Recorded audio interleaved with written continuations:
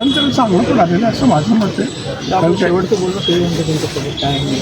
परवा मुंबईला जेव्हा मीटिंग होती त्या दिवशी आठवण म्हणजे फोनवर झाली चर्चा. म्हणजे मी मुंबईत आहे, मी बाहेर गेली आहे तर त्यामुळे मुंबईत आहे आणि मुंबईत डायरेक्ट प्रयागला चाललो.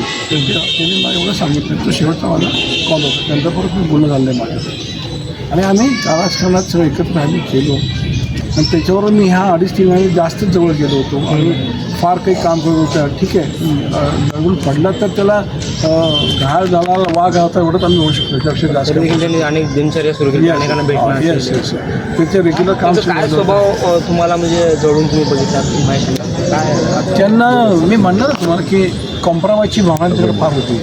एखाद्या विषयामध्ये आपण समजा की आपण अडून राहतो काही गोष्टीमध्ये, मग ते अशा वेळेला अडून राहतो. त्यावेळेला सांगायचं की ठीक आहे एक कॉल तुम्ही माझा. आता मी जेव्हा शरद पवार पार्टी सोडायची चाललं होतं त्यावेळेला ते मला म्हणाले की तुम्ही या माझ्याबरोबर, मी आहे तुमच्याबरोबर, आपण काम करू.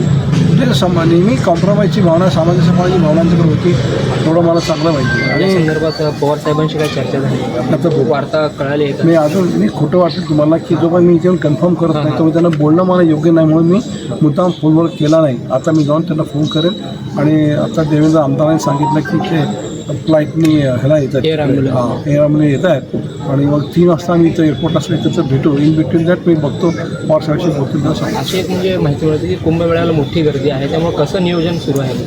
डायरेक्ट एअर ॲम्ब्युलन्स नाही, तिथल्या CMC डेप्युटी CMCचं बोलणं झालेलं आहे. आणि काय देवेंद्र फडणवीस साहेब स्वतः त्यांना मदत करतात. देवेंद्र त्यांना बोलल्यानंतर ते आमदार मदत करतात. 3-4 वाजेपर्यंत 4 सोलापूर 4 सोलापूर.